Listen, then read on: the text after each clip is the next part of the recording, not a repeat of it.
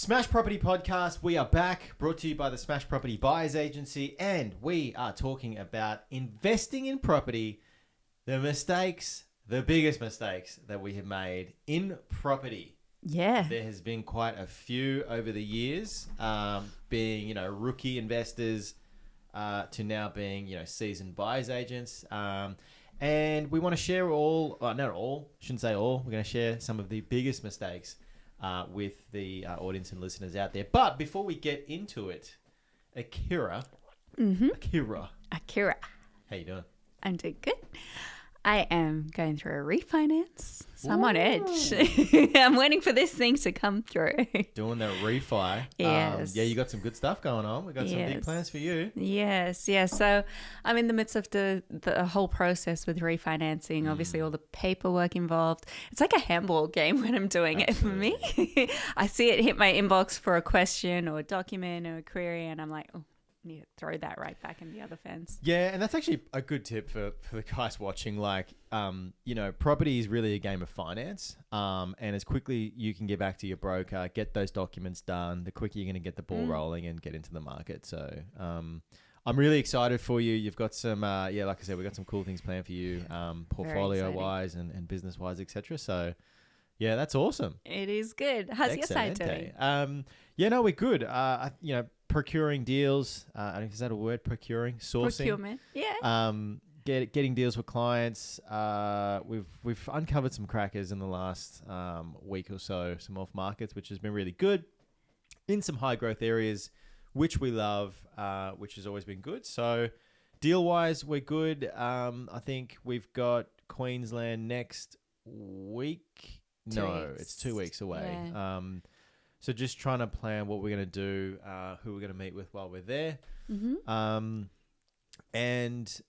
We got the cars done actually in the last couple of days. That was a big tick off for you. That was so kind of in preparation for the BMW Nationals event next year, we've got the Ranger fully decked out Smash Property graphics on it. It looks fucking mad. It looks elite. I feel like the color pops incredibly. It does, yeah. The black and yellow go really nicely. And we got the BMW M2 done in SPI colors as well. It's white, so it doesn't have the same kind of pop, but it has its own little thing going on, which is pretty cool. It looks like a little race car.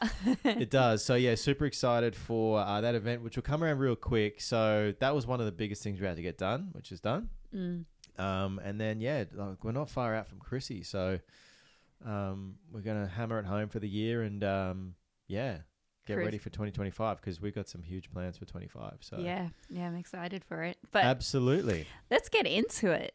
I feel like this podcast how did it come about that we decided to do this? Essentially just thinking about, conversations we've had around, what we would do differently or where we would be if this didn't happen, like the woulda, coulda, shoulda situation. So hopefully it could provide value to new investors that don't have to make the same mistakes we did.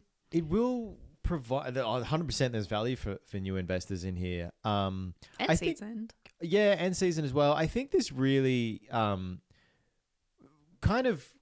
thankful through the business that we have. It's almost 90% brand new investors that come through, which I find the most rewarding. Obviously to get them into the market, but I really like the educational process with new investors that come through. And a lot of the questions that we get asked, we're going to go through some of those challenges that we've had today, which will hopefully, if you're a brand new investor, asking yourself those questions, you might have a little light bulb moment and go like, oh, okay, right, that's what I need to do, or that's what I need to pay attention to, or whatever it might be. So it's really stemmed from, these are genuine mistakes that you and I have made through the years. Most of them are really early on.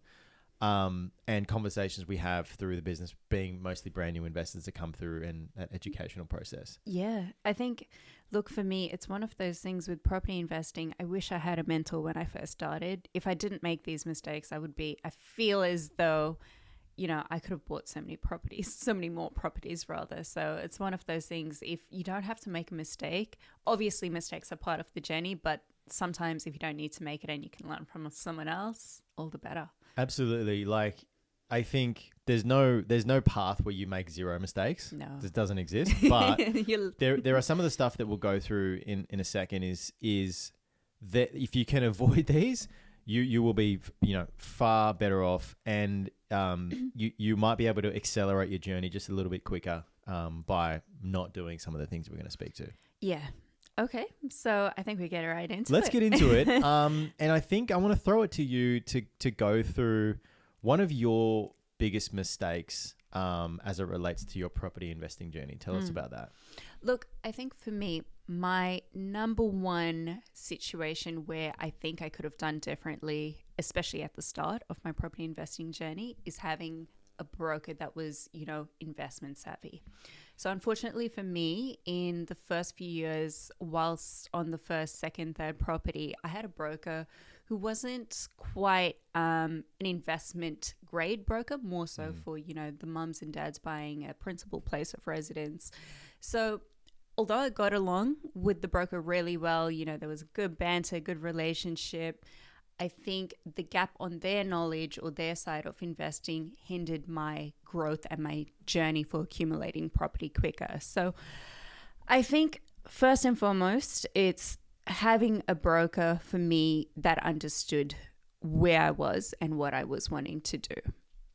So I think with property investing, if you're a aggressive investor, it's very important to have a team around you that's aligned to your values and, your overarching dream and goal. Because I think at the end of the day, how I was feeling at that point in time, I was quite young. Number one, I didn't know what I was doing, quite honestly. I knew like the blueprint of where I wanted to be, but I didn't know the intricate detail. I think the other thing was I wasn't on a massive salary. So often when I went back to the broker, oh, look, I've got this much equity built up. Are we able to go again? Or what can I do to get to the next one? I was often told, just wait. And that really put me in a position where I was like, I know I can do this. There's a way to do this, but this person's just telling me, no, just wait. Hold on. You're doing great already. You don't need 3 properties. You don't need 4. You're already doing well. So I started questioning myself in that situation, and I was like, oh, am I being silly for wanting more properties? Just not a great kind of feeling to be in when, you have a deep-rooted goal. Yeah, and you've got like an expert telling you to wait, wait 6 months and then we can do things here. And it's kind of like just pulling up the handbrake on your whole journey. That's exactly how I felt. Which, I can imagine that holding you back. So what would you have done differently, like knowing what you know now? Knowing what I know now.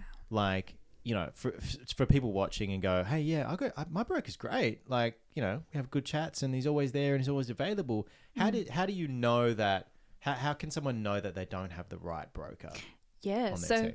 I think it's one of those things with, having a relationship. Maybe you found him through a mate at a barbecue, or maybe you just found them online.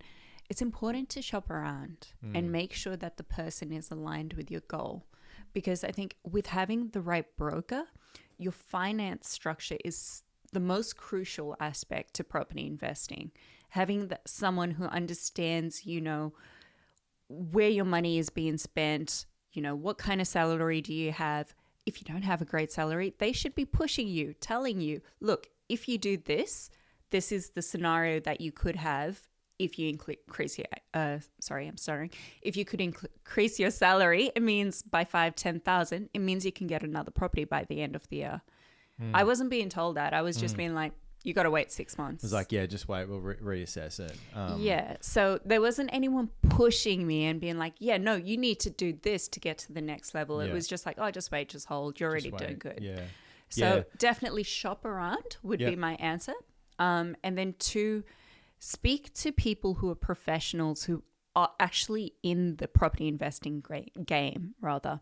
So I think if and you're speaking to your broker, ask them, how many properties have you kind of procured for any of your investors? If it's only one or two, you know, that's probably their limit and their understanding of how to get finance for that kind of portfolio. Yeah. Yeah. But, you know, there's brokers out there buying 50, 60, like unlimited amounts of properties for people. So if you're aggressive, go for those types of brokers. Yeah, for sure. Because I think, you know, like a lot of things in this world, like not just because, you know, they're a mortgage broker doesn't mean they know everything to do with, you know, the property investing space. And I think and I'm just thinking when you were saying that the broker was telling you, wait your 6 months, wait your 12 I was months. like, why are you doing this to me? I think it's got a lot to do with how brokers are paid. Because the reality is that most brokers get paid from the bank and the loan that they write on behalf of the bank for you. So they'll get like a commission up front. It's a certain percentage point of the actual loan amount itself. And then there's like a trailing commission, every time the loan's paid, they get, breadcrumbs basically for the life of the loan. So what a lot of brokers will want to do is make you wait, because if you refinance in the first sort of 12 to 24 months, there's a clawback fee that the broker's going to have to pay back to the bank, which is why they don't really like you aggressively, scaling, refinancing here and here. However, there are good brokers that we work with now that don't worry so much about the clawback fee because they're refinancing you to a better deal, and that better deal is going to offset the broker's clawback commission from the previous deal, right? It's not, ideal for the broker. Obviously, there's a lot of work involved, but if they are on the journey with you, they're not going to have an issue in doing that. So I guess in essence, it really comes down once again to that abundance mindset and your team having the similar kind of outlook.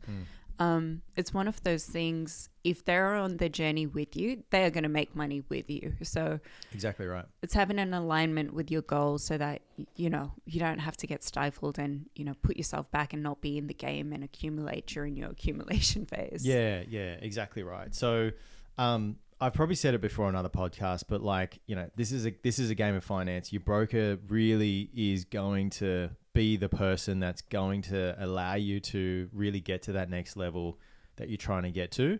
Or to what you've just mentioned, they're going to be the one that's actually holding you back and not allowing you to get to that next level. So just because a broker's been recommended by a family, a friend or whatever, doesn't mean that that's actually the best broker for you. That's right. I think it's always good to kind of shop around. Like if you get a no from one broker, that doesn't mean it's over. Go to another broker. And if you get a no, go to another broker. You might be in a situation where, hey, you just can't borrow any more money. But, we've been in situations where we've been told no, but you go to another broker and they're like, here's a whole new world of how you can do things. Yeah. So, yeah, it's important. And I think maybe just to sum it all up, the other thing with it is it's fine to be told no, but to be told no without okay, this is what you need to do though. Yeah. That's horrible because then your dream and your goal kind of just gets put in the background. So it's fine if you cannot borrow anymore and you're maxed out, but at least knowing the steps to get to a position where you can borrow. Knowing what you got to do, which is a critical step. Look, so staying with the wrong broker is one of your biggest mistakes. It's also one of mine as well. So let's kind of drift into the second kind of biggest mistake that you've made on your journey. Talk to us about that. Second thing was, and I hate to say it, I was hyper focused on cash flow. So with cash flow, I essentially felt as though that was the main thing that meant I was investing in something, I was getting something back every week, every month. This was at a point in time when rates were super low. I purchased a property for a low, it was a very cheap property. So it essentially meant that with my journey, I was so focused on the incomings and outgoings based on my budget tracker that I forgot to look at the trajectory of my actual goal, which was wealth creation. So by doing that, I felt like I stifled buying and accumulating more property because I was just, concerned about what kind of income I was getting from the overall portfolio for a period of time. It was only maybe 2 or 3 properties in that I realized that's so stupid. what I'm doing is actually needing to look at how I'm creating wealth for myself. And that then, in essence, put me in a position where, I could accumulate properties. I could also put myself in a position where I was looking at my 9 to 5 and saying, all right, if I'm not making enough money here in my 9 to 5, what do I do to get to the next level so I can support my portfolio? So never wanted to be a slave to my mortgage, but I also wanted to make sure I was accumulating property and I was able to hold it. So I would say that was my second thing, just being so focused on cash flow that I didn't, aggressively grow the portfolio quicker. Yeah, and it's quite a common thing. I mean, now with the rates, obviously going through that rate hike we've all gone through, right? Naturally, a lot of people are tending to focus now on, hey, I want a property that cash flows positively. It's kind of like a instinctual reaction to, a short-term, blip on the radar when it comes to interest rates. And that's really, being too focused on the micro, not the macro of, all right, well, why am I doing this, right? This is a game of wealth building for 99% of people, really. If you want cash flow, go and do commercial or something else. But it's, I can see why it's I just want that.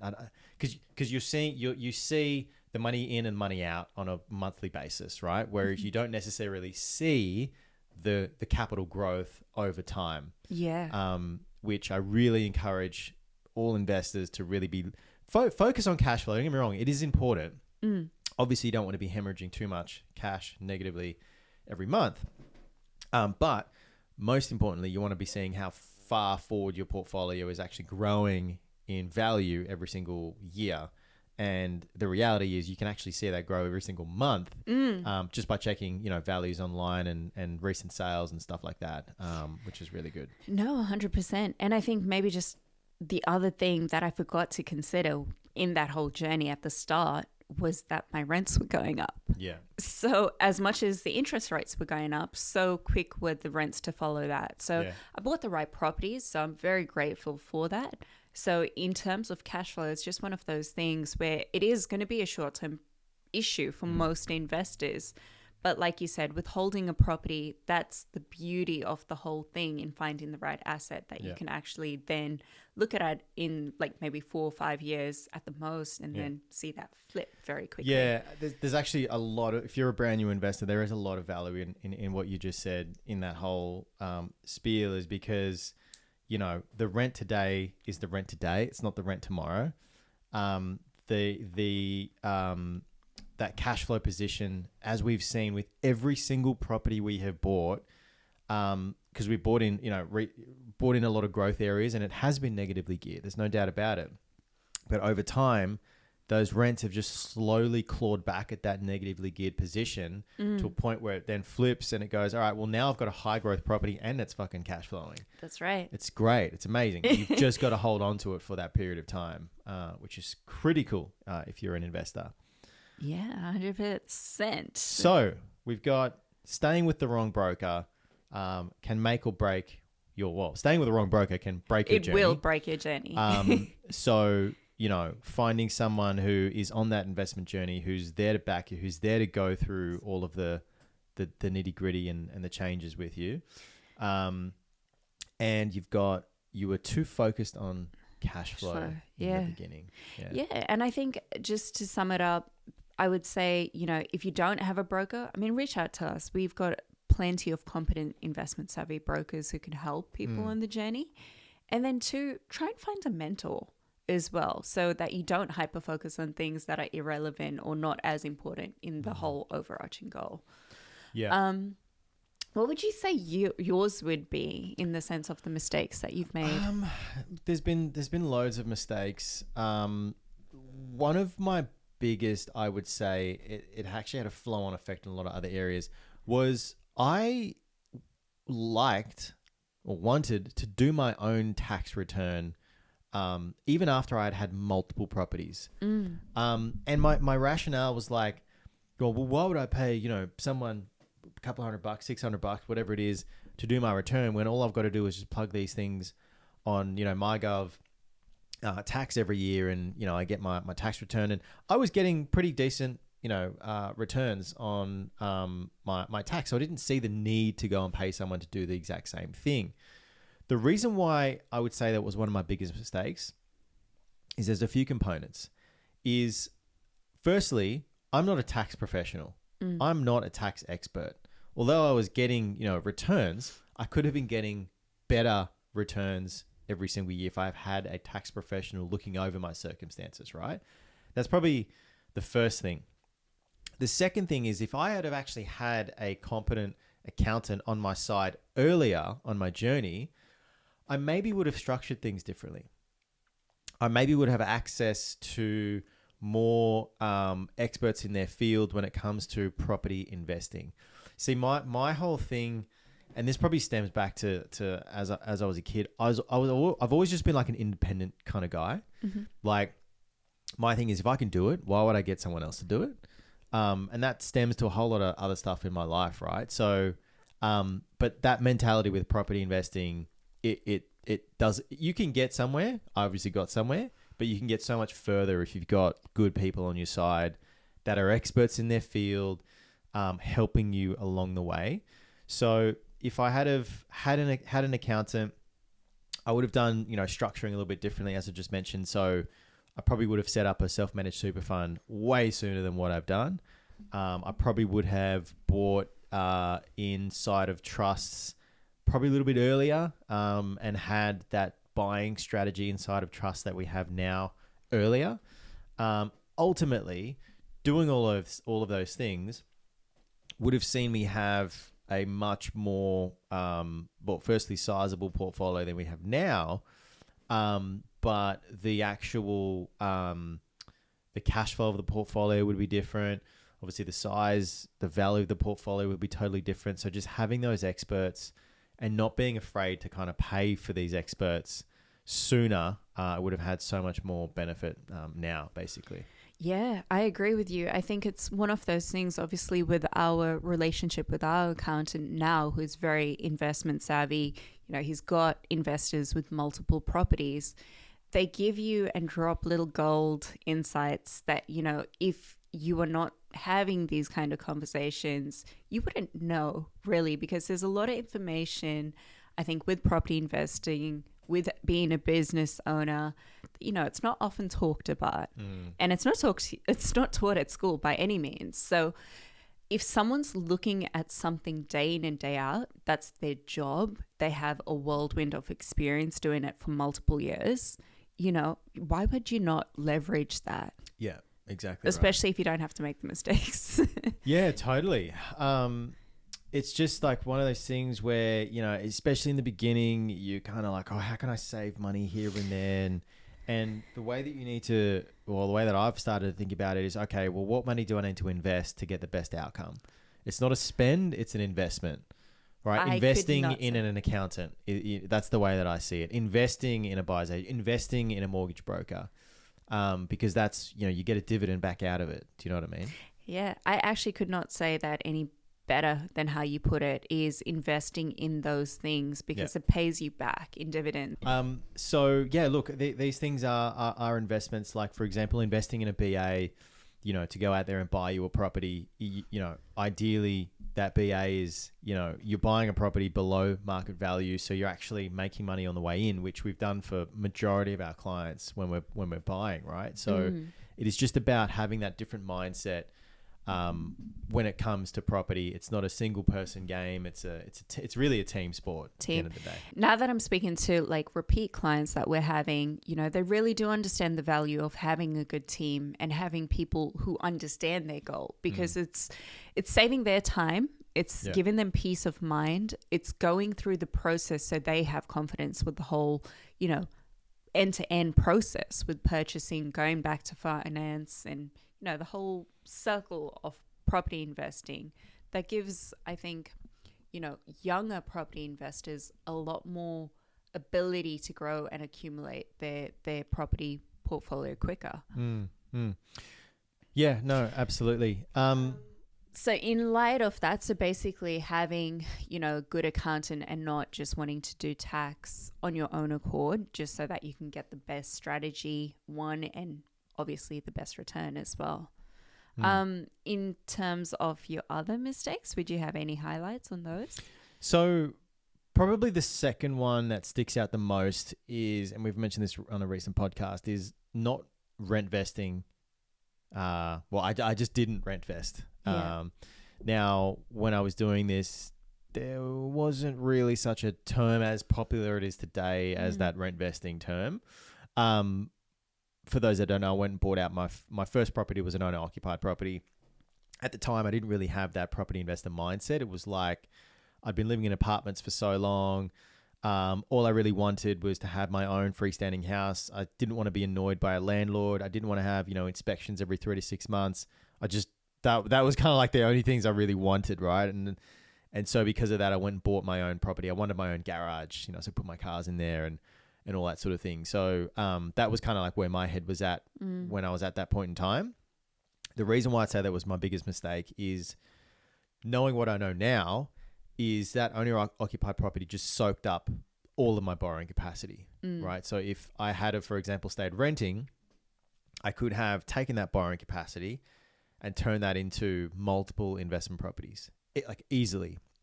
And at the time when I bought this property, I could have bought places in Brisbane for, I don't know, 200-300 grand, houses up there.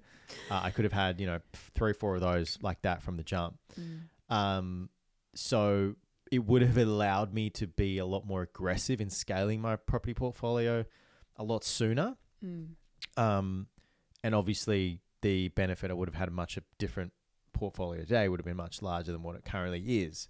So that's probably one of the biggest things that's really, you talked about the handbrake holding you back with the broker.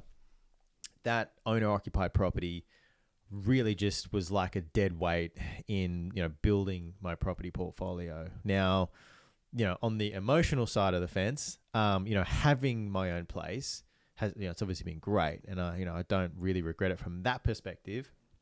But if I'm just looking at this from a property investor perspective, in my head, it makes no sense having an owner-occupied mortgage, at least anyway, if you're serious and aggressive about being a property investor.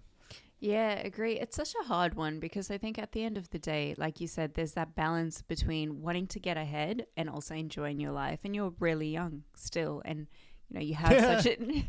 You're really young still. Yeah. But I mean, for yes, I am. for your age. And for your age. I'm young for my age.